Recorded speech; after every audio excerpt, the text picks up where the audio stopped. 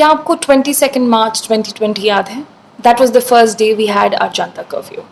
But क्या आपको याद है 23 मार्च को क्या हुआ था? वेल, सब अपने घर में सो रहे थे या फिगर आउट कर रहे थे कि अब काम कैसे किया जाए. And a lot of us were worried because there was a pandemic looming over our heads. But not this particular ministry. Ministry of Environment, Forest and Climate Change was busy working. On 23rd March, just a day after Janta curfew, they uploaded a document. The document was called Draft Environment Impact Assessment Notification 2020.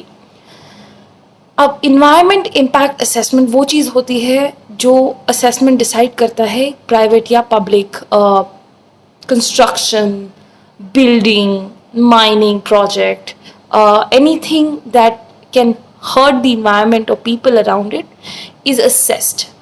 What can be the possible damage? The environment impact assessment is extremely crucial. So, this draft comes in on 23rd March. The environmentalists and lawyers start scrutinizing it.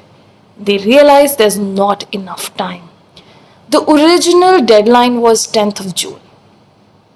Met with a heavy criticism. Everybody was like, क्या scene क्या है bro? अभी lockdown शुरू हुआ है. We can't travel. We can't go anywhere. How are you expecting us to do a public consultation on this draft that is so crucial? So whatever scrutiny that this document has received so far by the experts, it clearly dilutes our environmental laws further. I mean, at a time when we have all these incidents, Bhagjan is one of the biggest examples today where it tells you that we need to strengthen our environmental laws. The Ministry of Environment, Forest and Climate Change is busy diluting the laws. So let's start with the fact that public consultations might be a thing of the past if this draft becomes a reality. So just like Bhagjan, no public hearing happened for extending the oil well. Tomorrow something's constructed near your house, you won't be consulted for it.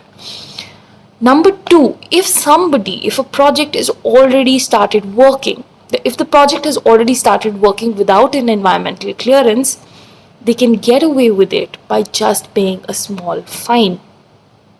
This is like bribery redefined. Like you commit murder and then just pay some fine, because construction without environmental impact assessment is murder of the environment and murder of us, honestly.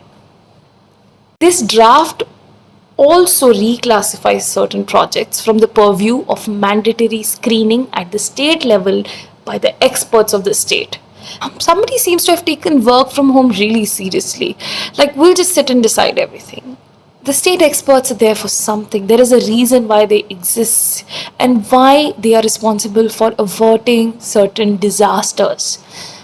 A cost of preventing a disaster is always less than disaster management itself. That's something to be remembered. This draft conveniently excludes a lot of protected forests, significant areas under the Forest Act 1927, Wetland Conservation and Management Act of 2017, and also non-recognized forests and areas which are habitats of wildlife. So it's very clear in this preliminary scrutiny that this document is going to dilute a lot of our environmental laws, which in turn are going to affect us. If COVID-19 has taught us anything, it is that pandemic did not come just like that.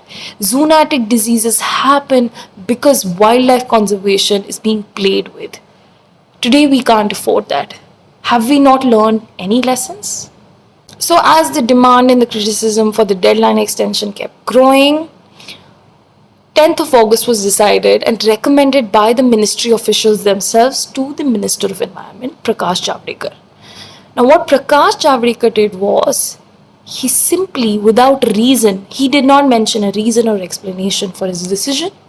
He wrote a date, 30th of June 2020, with his signature and sent back the document. There's no reason for his hurry. There is no explanation for his hurry. So now it's your turn.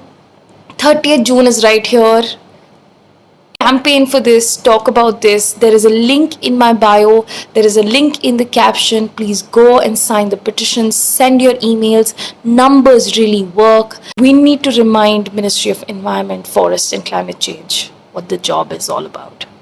But for now, let's just ask them to either give us a deadline for public consultation or scrap this draft altogether.